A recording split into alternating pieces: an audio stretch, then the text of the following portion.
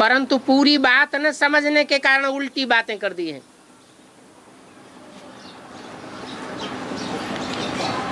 और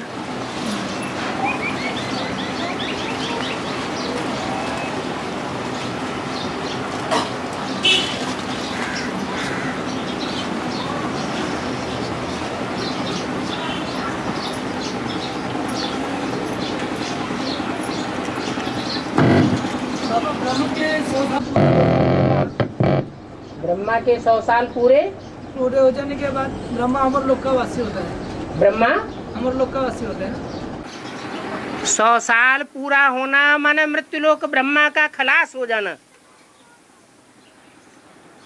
ब्रह्मा वाली आत्मा का मृत्युलोक खलास होता है तो ब्रह्मा 1 सेकंड में ब्रह्मा सो विष्णु बन जाता है। पहले स्मृति मात्र से विष्णु बनेगा या प्रैक्टिकल कर्मेंद्रियों के कर्मों से विष्णु बनेगा?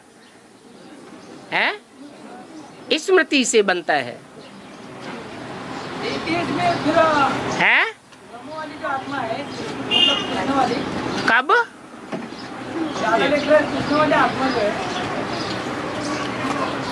उसका 88 में 100 साल पूरा हो जाता है ना। 88 की बात नहीं है। एक तरफ विनाश होता है और दूसरी तरफ स्थापना होती है। ये काम पहले सूक्ष्म में होता है या स्थूल में होता है? सूक्ष्म में होता है। कब से शुरू होता है? विनाश की घोषणा और नई दुनिया की स्थापना कौन से वर्ष के लिए की गई? 76 के लिए। तो 76 में कोई एक है अव्वल नंबर कृष्ण जिसका गायन शास्त्रों में है, जिसके शरीर का नाम कृष्ण पड़ता है। आत्मा का नाम कृष्ण नहीं होता है। जिसकी शास्त्रों में महिमा है कि कृष्ण के साथ कंसी जरासंधी दिखाए गए हैं।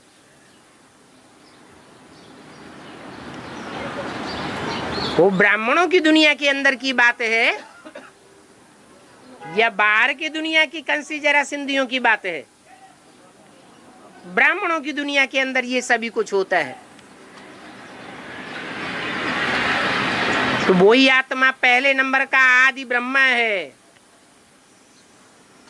जिसे प्रजापिता ब्रह्मा कहा जाता है। 76 आते आते 100 साल पूरे होते हैं और बुद्धि में से मृत्युलोक खलास हो जाता है। आप मुए मर गई दुनिया और बुद्धि में खुशी की लहर दौड़ जाती है। इतना पक्का विश्वास निश्चय अडोल होना चाहिए कि ये पुरानी दुनिया सब मरी पड़ी है।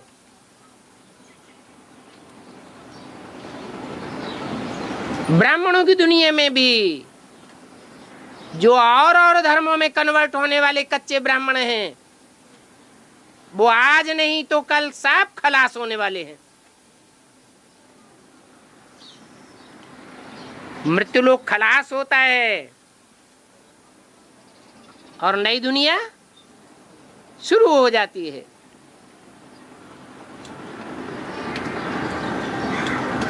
और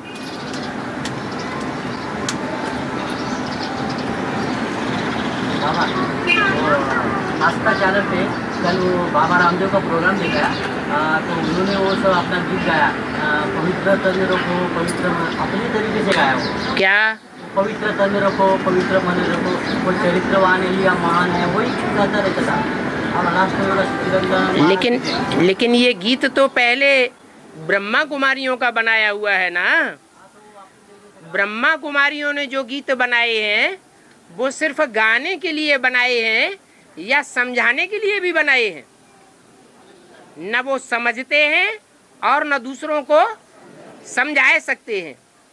तन पहले पवित्र बनता है या मन पहले पवित्र बनता है? तन तो धरणी है, धरणी में आत्मा बीज डाला जाता है। पहले गर्भ में तन तैयार होता है या मन बुद्धि रूपी आत्मा तैयार होती है? क्या तैयार होता है? तन तैयार होता है। धरणी पहले तैयार की जाती है, लेकिन जानने वाले जानते हैं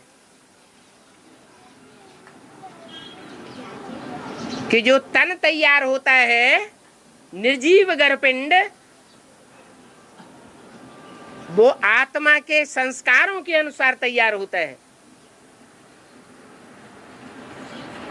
वो बीज रूप आत्मा जो प्रवेश करने वाली है, वो कहीं दूसरी जगह पल रही है। पहले से ही स्वभाव संस्कार के अनुसार उसका तन तैयार होने लगता है। तो मूल कौन हुआ? आत्मा पहले या तन पहले? पहले आत्मा। यही बात यहां भी लागू होती है। पवित्र मन बनता है पहले। जब मन पूरा पवित्र बन जाता है, संकल्प पवित्र बन जाते हैं, तो वाइब्रेशन पवित्र बन जाते हैं। और पवित्र वाइब्रेशन में इतनी ताकत होती है कि जड़ तत्वों को भी पवित्र बनाता है।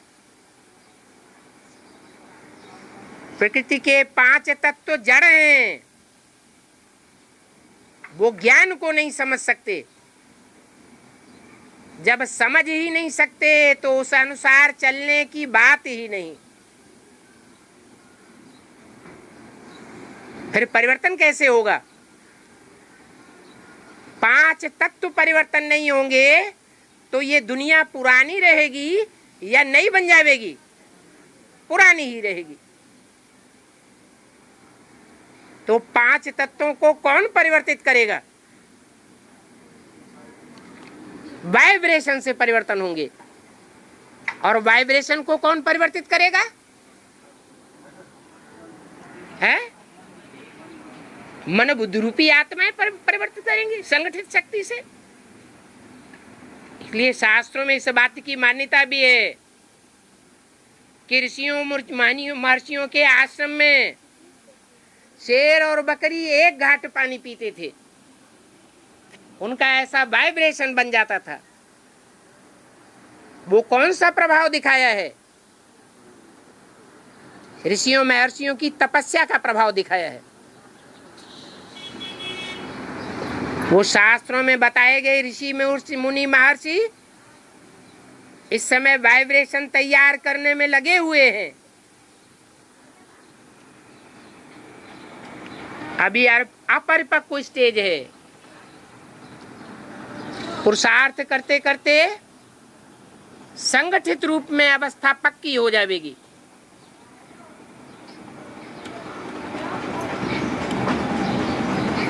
अभी स्वार्थ का वजन ज्यादा है, इसलिए अपने अपने घरौंदे में बुद्धि लगी हुई है। जब स्वार्थ से परे हो जाएंगे तो आत्माओं का परिवार याद आवेगा।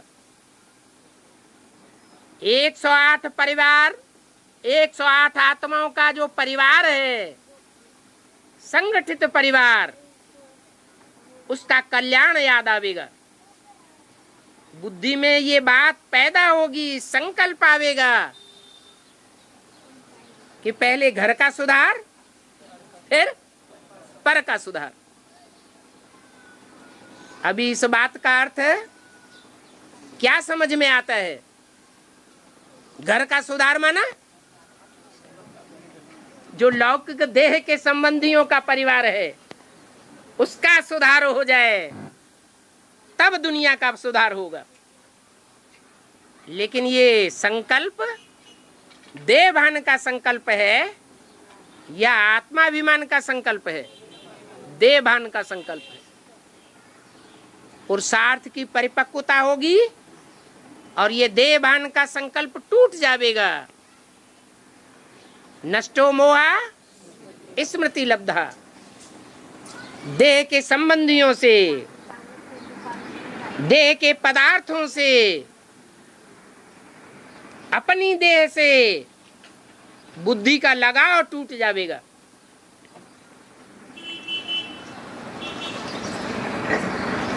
और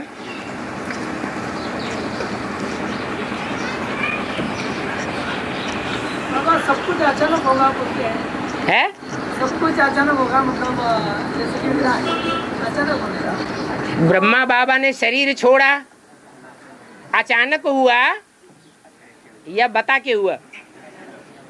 मम्मा ने शरीर छोड़ा, अचानक हुआ या बता के हुआ? एडवांस पार्टी का उदय हुआ, अचानक हुआ या पहले से किसी ने जाना? हर आत्मा के लिए ये अचानक का पार्ट उदय हुआ है। पार्टी जो होगी उसको तो पता होगा कि नहीं? होगी। प्लानिंग पार्टी में आप नहीं है, हैं? एडवांस पार्टी में आप प्लानिंग पार्टी के अंदर नहीं है। हाँ, फिर क्यों पूछ रहे? होगी क्या? मालूम होगा, माने आप प्लानिंग पार्टी में नहीं है। अरे हैं तो मालूम होगा। और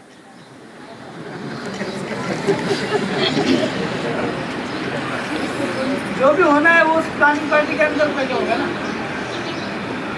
प्लानिंग पार्टी में भी कोई एक आत्मा थोड़े ही है, ढेर की ढेर आत्माएं हैं प्लानिंग पार्टी में, नंबरवार पुरुषार्थ अनुसार। और जानने वाले भी नंबरवार हैं या एक जैसे हैं? नंबरवार हैं। नंबरवार सत्य को पहचानते हैं। जितना पहचानते हैं उसी अनुसार पुरुषार्थ करते हैं।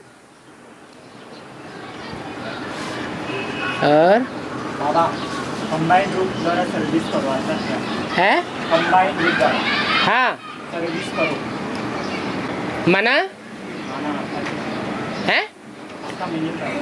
इसका मीनिंग ये है कि बाप की याद में रह करके कोई भी सेवा का काम करें तो इस अहंकार में नहीं करें कि हम सर्विस कर रहे हैं। सर्विस करन करावनहार बाप हमारे साथ है तो सफलता ही सफलता मिलेगी। अगर ये अहंकार आया कि ये सर्विस करने वाला मैं हूं, इस सेवा का रिजल्ट निकालने वाला मैं हूं, तो सर्विस में सफलता नहीं निकलेगी। और निकलेगी भी तो बाद में दुखदाई साबित हो जाएगी।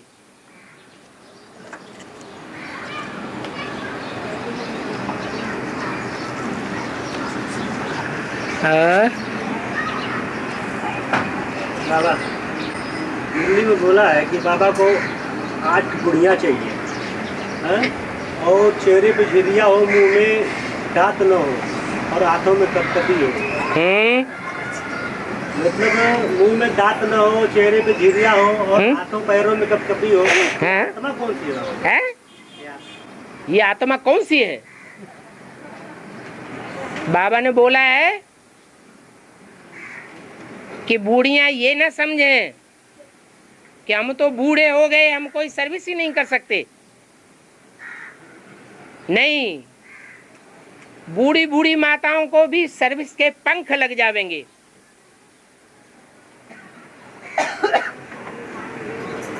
लोगों के ऊपर उनकी बातों का ज्यादा असर होगा जो पोपली भाषा में रहकर के दूसरों की सेवा करेंगी।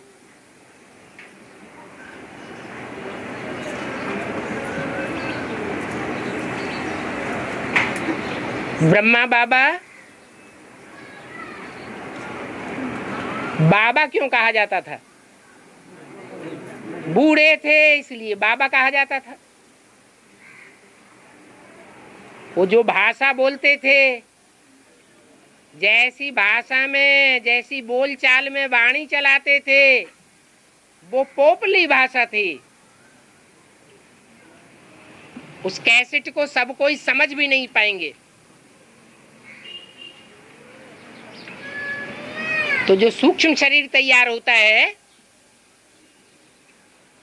वो सूक्ष्म शरीर में वो भाषा बनी रहती है।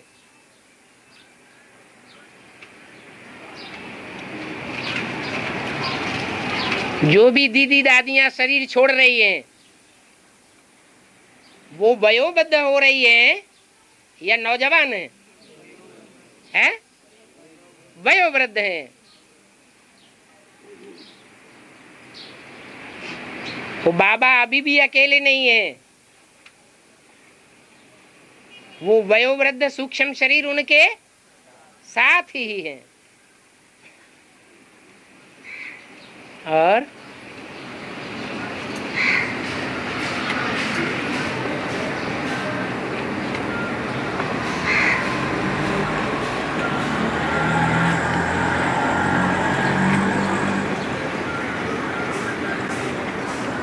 बाबा, कन्नड़ में एक कहावत है, ಒಳಗಿನ गुट्टू शिवने भरला, मतलब अंदर का बात शिव ही जाने।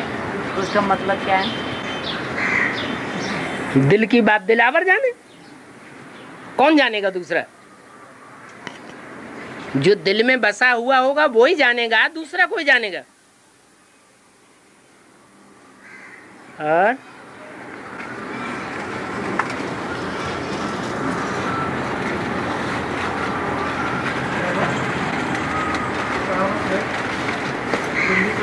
खाएगा तो पछताएगा, नहीं खाएगा तो पछताएगा। हाँ, दिल्ली एक ऐसी जगह है जो सारी दुनिया का माँ का काम करती है। दिल्ली की धरनी पर सब धर्मों ने राज्य किया है। सारी दुनिया दिल्ली की गोद में पलने वाली है।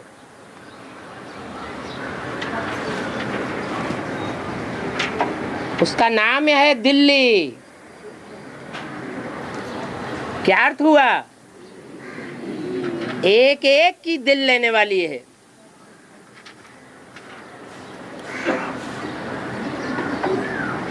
विदेशियों ने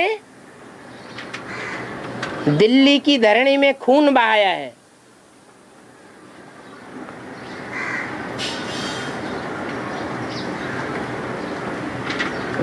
विदेशियों में ऐसे भी हुए हैं महाराजाएं, सम्राट, जिन्होंने बड़े आराम से राज्य किया है, खून नहीं बहाया है।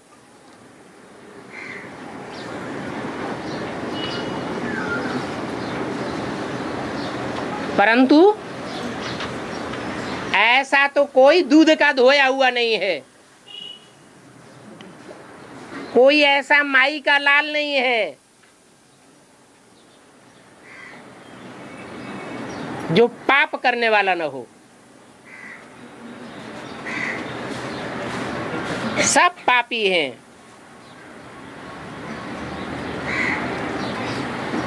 तो दिल्ली किसी को छोड़ने वाली भी नहीं है।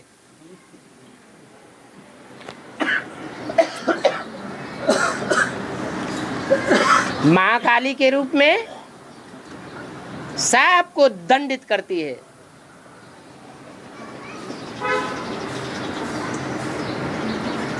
नाम धर्मराज का दिया जाता है।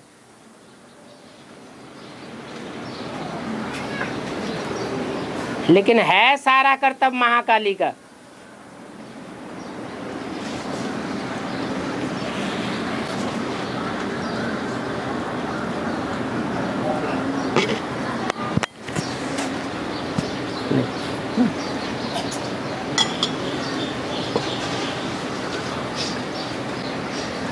तो ये कहावतें बनाई हुई हैं। दिल्ली की कमाई दिल्ली में गंवाई। भले कमाई करते हैं, परंतु जो कमाई करते हैं वो दिल्ली का राज्य लेने के लिए दिल्ली में गंवाई देते हैं, मिलता कुछ भी नहीं है।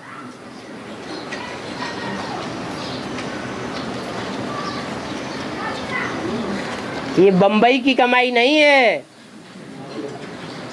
जो कमाई भी करें और घर परिवार वालों को भी भेजते रहें।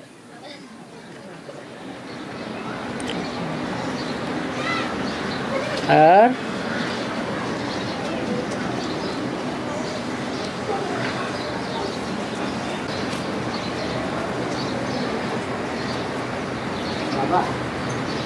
बॉम्बे वाले को अभी, यूपी वाले को अभी बॉम्बे वाले निकाल गए हैं?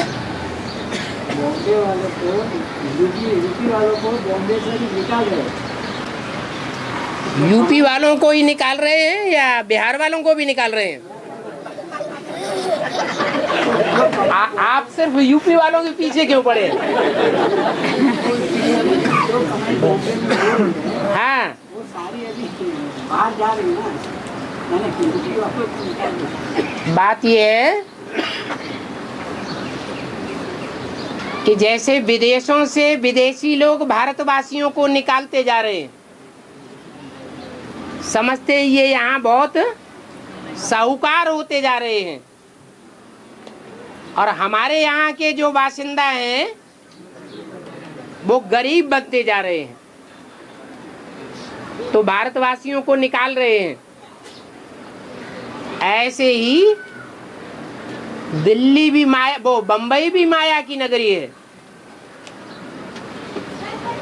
माया की नगरी विदेशियों की नगरी है। दक्षिण भारत है भारत का विदेश, और दक्षिण भारत का सबसे बड़ा शहर है बंबई, राजधानी। ये माया की नगरी है। जैसे दुनिया के हिसाब से अमेरिका माया की नगरी है।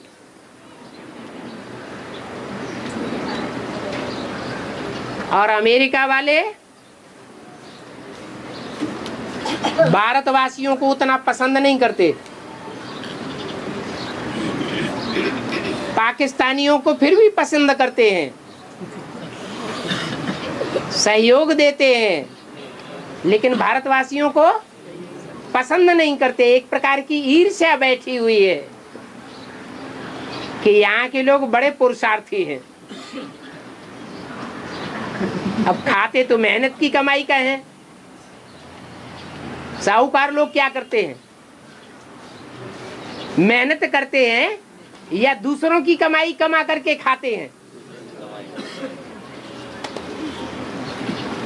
ऐसे ही जो बिहार के आदमी हैं, यूपी के लोग हैं, वो भले ऑल इंडिया में फैले हुए हैं, मेहनत मजदूरी करते हैं और अपने परिवार वालों का पोषण करते हैं। उनमें पुरुषार्थ करने के संस्कार भरे हुए हैं। ये संस्कार संगम युग की याद दिलाते हैं। भले दक्षिण भारत के लोग पहले ज्ञान में निकले, एडवांस में निकले, परंतु कमाई उतनी ज्ञान की नहीं कर पाते जितना लास्ट में निकलने वाले उत्तर भारत के लोग कमाई कर लेते हैं। ये पुरुषार्थ के संस्कार हैं। ईर्ष्या करने से कुछ नहीं होगा।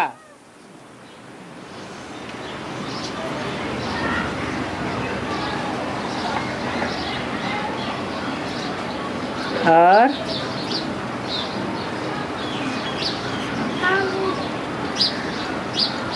फिर भी बाप तो विदेशियों का बन के आया हुआ है। बाप विदेशी बन के आया हुआ है या स्वदेशी बन के आया है? विदेशी बन करके आया है।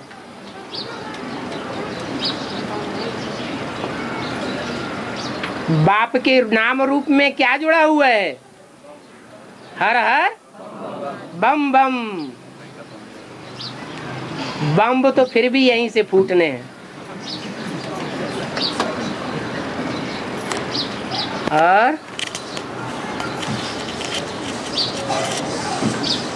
इसलिए अव्यक्त वाणी में बोला है, बम्बई है विनाशकारी और दिल्ली है स्थापनाकारी। उसमें यूपी और बिहार का नाम नहीं आया है।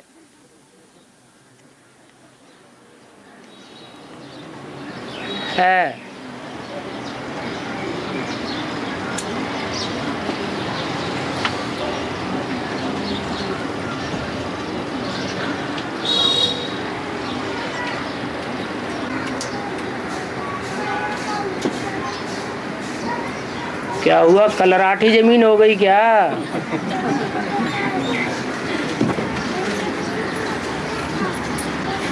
बाबा आज की मूड ने बोला जन्म के समय कमरा लाइट में हो जाएगा है, कमरा लाइट में हो जाएगा। माने वाइब्रेशन जो है वो ज्ञान के बन जावेंगे या वाइब्रेशन अज्ञान के रहेंगे? तो ज्ञान की बनती जा रही। वो एक आत्मा की बात थी।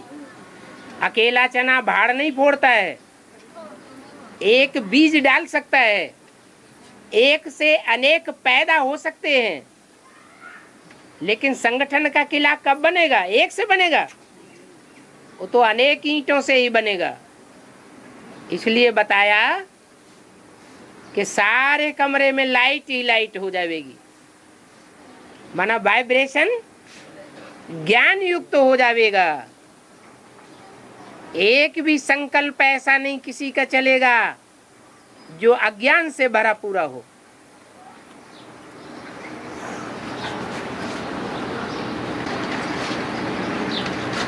जैसे बोला है पांडवों का किला ऐसा किला बन जाएगा जिसमें एक भी विकारी पांव रखने की जगह नहीं होगी।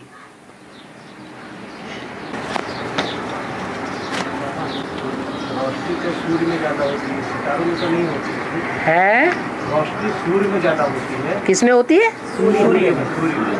हाँ, सूर्य भी एक सितारा है। ऐसे कई एक सितारे हैं जो स्वयं टिमटिमाते हैं। सितारों के पीछे ज्यादा दौड़ते हैं। नहीं, सूर्य की उपासना ज्यादा होती है या सितारों की उपासना ज्यादा होती है? जो दुनियावी सितारे जो है वैज्ञानिक सितारों के पीछे दौड़ते हैं। उनके पीछे दौड़ते हैं। जो वैज्ञानिक हैं वो अंधेरे में है या उजाले में है? अंधेरे में है। उनकी तो बात अलग।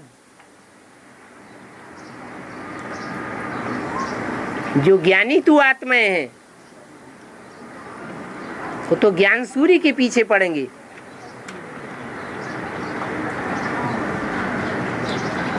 सितारों का प्रकाश चंद्रमा के साथ है।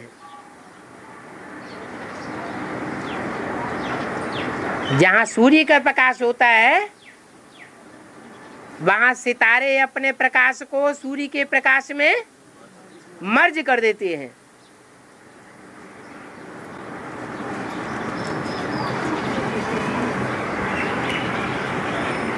और बाबा सुदर्शन चक्र इसी उंगली में क्यों दिखाते हैं? लेफ्ट हैंड और राइट हैंड। लेफ्ट हैंड में स्वदर्शन चक्र नहीं दिखाया जाता। लेफ्ट हैंड की कोई भी उंगली में स्वदर्शन चक्र नहीं दिखाया जाता। क्यों? क्योंकि लेफ्ट हैंड है वाम मार्गी कर्मों की यादगार। अपवित्र काम लेफ्ट हैंड से किए जाते हैं। दान धर्म का काम राइट हैंड से किया जाता है। और राइट हैंड में भी दो तर्जना करने का काम है। शिक्षा देने का काम है। किसी को शिक्षा देने वाली वाणी चलाई जाती है तो कौन सी उंगली दिखाई जाती है? ये वाली, ये वाली, ये उंगली दिखाई जाती है, उसे तर्जनी उंगली कहा जाता है। ये ज्ञान का चक्र है। ये ऐसी तर्जना है जो सारी दुनिया की तरफ इशारा करती है सुधरने के लिए। सब अनसुधरेले हैं, इसलिए तर्जनी उंगली में ही सुदर्शन चक्र दिखाया जाता है, दूसरी उंगलियों में नहीं।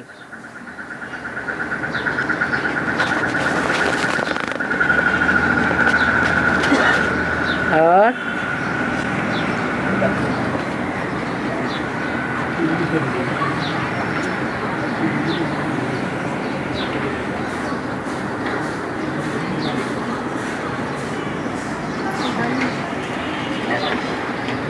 बाबा शास्त्रों में बताते हैं कि उत्तरायण में शरीर छोड़ने से सदगति होती है। इस पितामह का एक दृष्टांत है। बाण लगने के बाद में भी उन्होंने अपनी आत्मा को शरीर में रहने दिया। जब सूरज उत्तरायण में हुआ तब उन्होंने शरीर, इसका बेहद में क्या हुआ? एक है उत्तरायण, पृथ्वी का उत्तर का हिस्सा,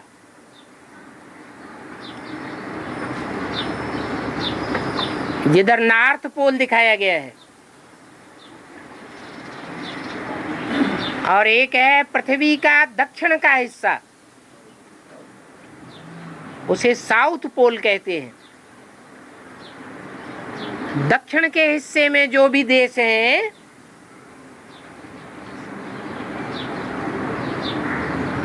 वो देश इस्लामी खंड के विशेष हैं।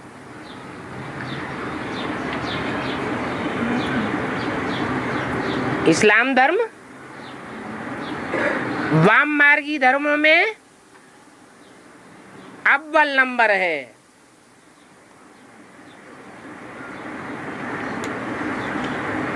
नॉर्थ और पूरब से सूर्य निकलता है,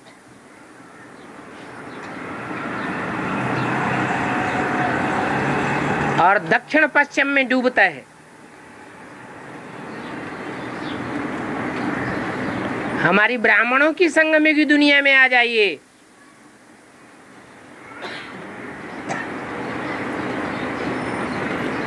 जहां माया बेटी का राज्य चलता है। मुरली में बोला है, इन सब सितारों में सबसे जास्ती खातिरी होती है कुमारिका की। ब्रह्मा बाबा के होते होते भी जिसका राज्य ब्राह्मणों की दुनिया में चल पड़ा, उस इस्लामी राज्य में सूर्य अस्त हो जाता है।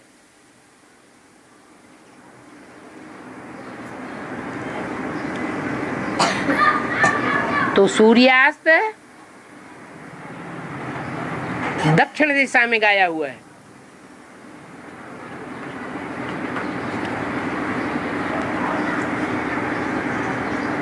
पृथ्वी पर 6 महीने सूर्य दक्षिण की ओर चमकता है ज्यादा, और 6 महीने उत्तर की ओर चमकता है।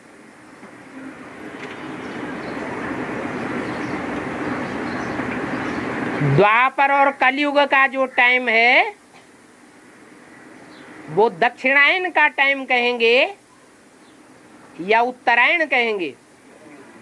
है दक्षिणायन का टाइम है, जहां वाम मार्गी धर्मों का वर्चस्व रहता है दुनिया में।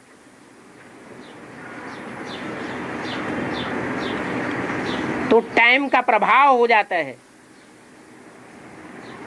सूर्य दक्षिणायन में है, नरक में शरीर छोड़ेंगे तो कहां जन्म लेंगे?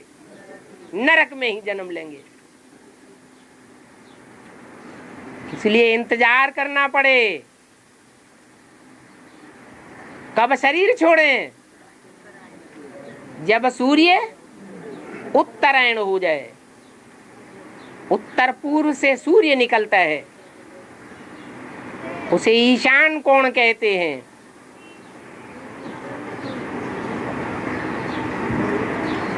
बौद्धी लोग ऐसे मान्यता रखते हैं कि हम सूर्यवंशी हैं। क्यों? क्योंकि बौद्धियों को जो धर्मखंड है जापान, वहां से स्थूल सूर्य उदय होता है। ब्राह्मणों की संगम युग की दुनिया में भी ऊंचे ते ऊंचा सन्यासी कौन सा है?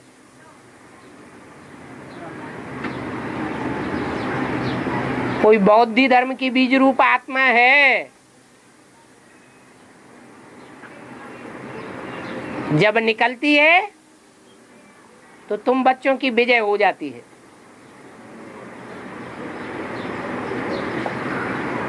ऐसे नहीं कि सन्यास धर्म शंकराचार्य से शुरू हुआ, नहीं, शंकराचार्य से पहले भी बौद्ध धर्म में सन्यासी थे, परंतु स्त्री पुरुष एक ही स्थान पर इकट्ठे होकर के रहने लगे, इसलिए व्यभिचार फैल गया और बौद्ध धर्म परास्त हो गया।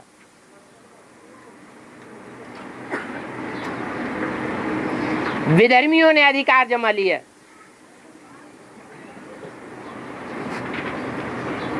नहीं तो बौद्धियों में संन्यास धर्म पुराना है।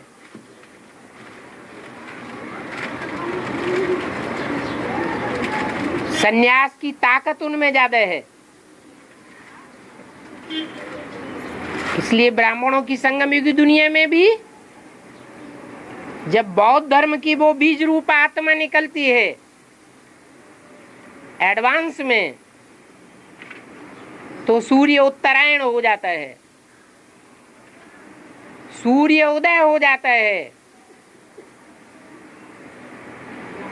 जो कथा महाभारत में लिखी हुई है कि भीष्म पितामह ने उत्तरायण होने पर शरीर छोड़ा था,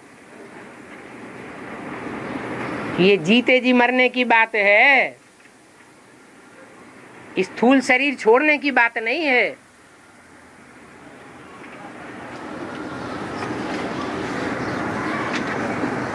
भारतवर्ष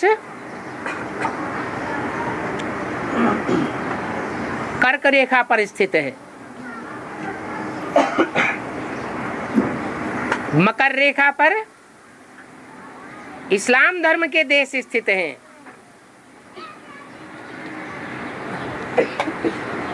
वो इस्लामी है राक्षस।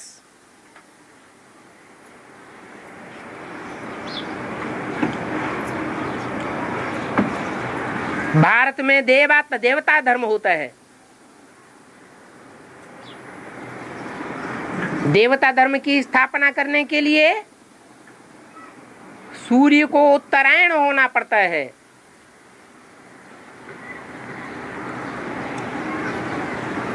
अभी दुनिया में बौद्धिक क्षमता विदेशों में ज्यादा है या स्वदेश में ज्यादा है? विदेशों में है। भगवान ज्ञान सूर्य बुद्धिमानों की बुद्धि कहा जाता है।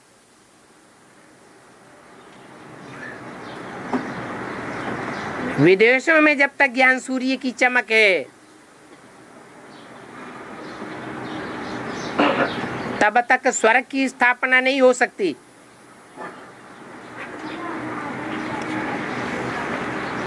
जब वही सूर्य उत्तरायण हो जाएगा तो स्वर्ग की स्थापना हो जाएगी।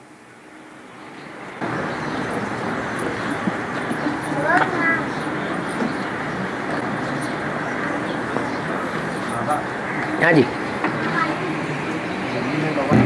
कि ना जो भी पुरुषार्थ करेंगे हम तो उसका आधा है ना बहनों को मिल जाता है। बहनों को नहीं मिल जाता है, अर्धांगिनी को मिल जाता है। और वो जो करेंगे उससे उसका एक कुछ भी उनको नहीं मिलता है। हाँ, उसका अर्थ ये है कि द्वापर और कलयुग में पुरुषों की प्रधानता हो जाती है, पुरुषों का वर्चस्व कायम हो जाता है, पुरुष प्रकृति का। कन्याएं माताएं अबला हो जाती है। वो अर्धांगिनी के रूप में असिस्टेंट हैं या परिवार की मुखिया हैं, है? असिस्टेंसी में है। इसलिए अबला होने के कारण तन भी निर्बल है, इंद्रियां भी निर्बल हैं, मन भी निर्बल है और वाइब्रेशन में भी निर्बलता रहती है। इसलिए उनको प्रेफरेंस दिया जाता है। जैसे आज की दुनिया में हरिजनों को प्रेफरेंस दिया जाता है, ऐसे ही भगवान की ओर से अबलाओं को प्रेफरेंस मिला हुआ है।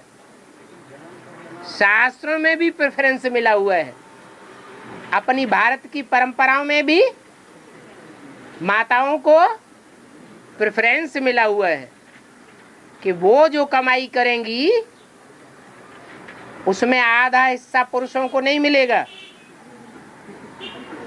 क्योंकि वो तो हैं ही पुरुष प्रकृति के, ज्यादा बल वाले हैं, प्रबल हैं। इसलिए वो तो कमाई करने में फास्ट जाते ही हैं और कन्या माताओं की भी कमाई का आधा हिस्सा उनको दे दिया जाएगा तो बिल्कुल ही डब्बा गोल हो जाएगा, जिंदा रहना ही मुश्किल है। इसलिए ईश्वर की ओर से ये नियम बना हुआ है कि अर्धांगिनी को पुरुषार्थ का पूरा हिस्सा मिलता है और पुरुष जो पुरुषार्थ करता है उसमें से भी आधा हिस्सा इसलिए मिलता है कि ब्राह्मणों की दुनिया में जब भगवान आकर के स्थापना करते हैं तो पुरुष अपनी दुर्योधन दुशासन वृत्ति को छोड़ते ही नहीं। इसलिए प्योरिटी से जो कमाई होनी चाहिए वो उनकी कमाई नील है जब तक अर्धांगिनी उसका सहयोग न करे। इसलिए कन्याओं माताओं के हाथ में ये लक़ब दिया है कि कन्याएं माताएं स्वर्ग का गेट खोलेंगी। पुरुषों के हाथ में ये पावर नहीं दी गई है कि वो स्वर्ग का गेट खोलें, तो आधा हिस्सा कमाई का देना पड़ेगा।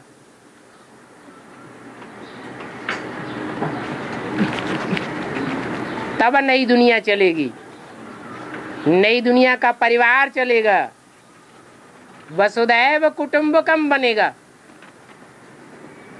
नहीं तो बनने वाला नहीं है।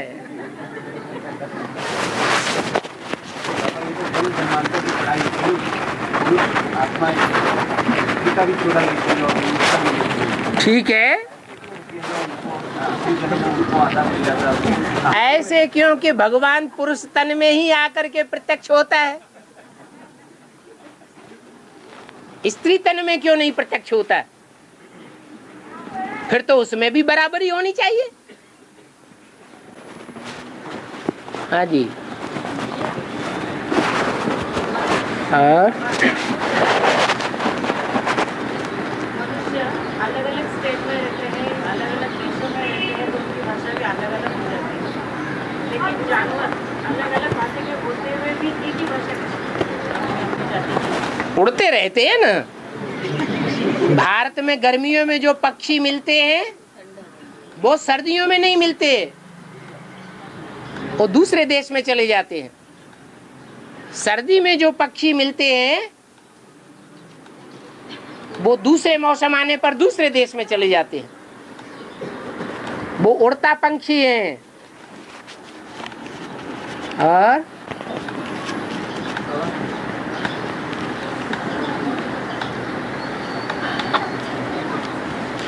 माँ की लौकिक मातृका जैसे पूरे 84 जन्म लेने वाले, ठीक है, जो अंतिम जन्म मिलता है रामकृष्ण की आत्माओं को, उसकी पालना देने वाले शरीर की, जन्म देने वाले,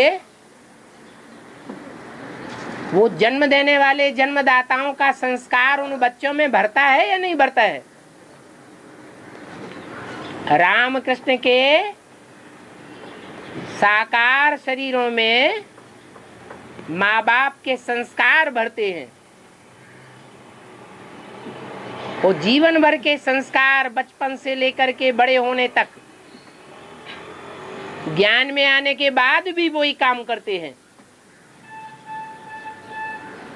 इसलिए ये नियम बना हुआ है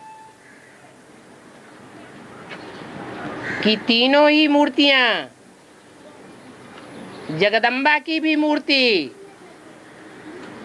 आखिरी जन्म में ब्राह्मण परिवार के यहाँ ही जाकर जन्म लेती है, क्योंकि ब्राह्मणों के संस्कार अंतिम जन्म में भी ऊंचे माने जाते हैं।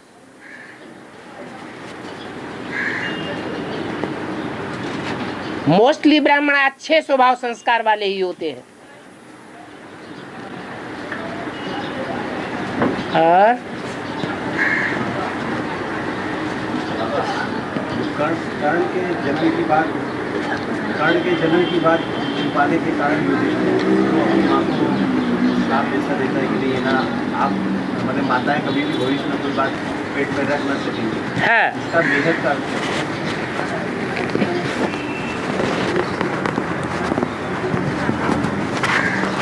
कर्ण की माता कुंती को कहा गया है।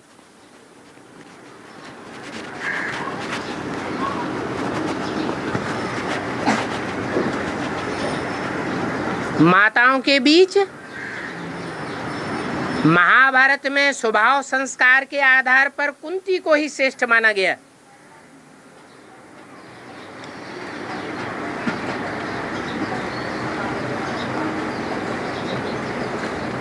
जो श्रेष्ठ संस्कारों वाली माताएं होती हैं,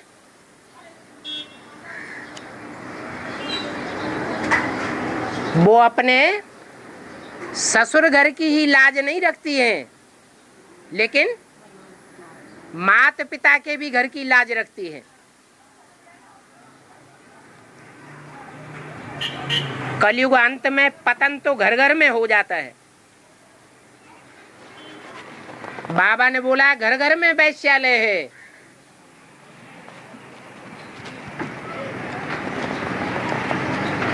परंतु जो भी कचरा है, उस कचड़े को दबा के रखना अच्छा है या प्रत्यक्ष करना अच्छा है? क्या अच्छी बात है? हैं? अच्छी बात क्या है? कोई बड़े घर की कन्या है और कोई ऊपर नीचे कार्य हो जाए और उसको उछाल दिया जाए समाज में, तो समाज में व्यभिचार बढ़ेगा या घटेगा?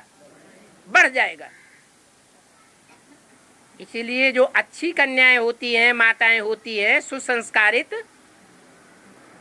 वो इस तरह की बातों को फैलने नहीं देती, छुपा के रखती हैं परिवार की कमजोरियों को। टाइम आने पर वो कमजोरी स्वतः ही प्रत्यक्ष हो जाए, वो अलग बात।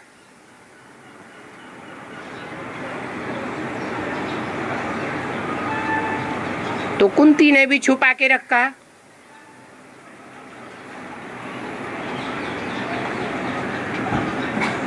कर्ण क्राइस्ट और कृष्ण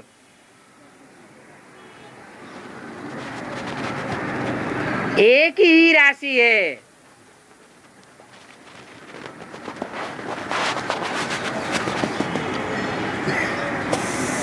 एक राशि होने के कारण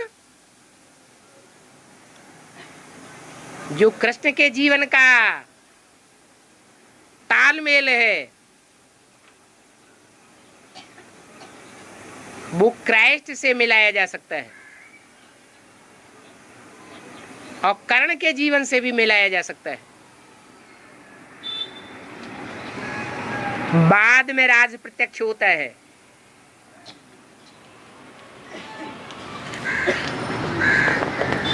कि पांडवों का बड़ा भाई वो भी एक ही माता से जन्म लेता है, वो भी कौन्तेय है। और जो 5 पांडव हैं वो भी कौन्तेय हैं।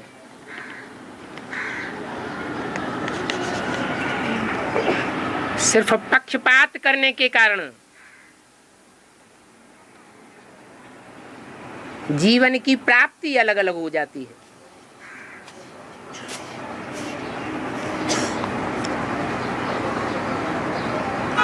माताओं के पेट में बात नहीं पचती,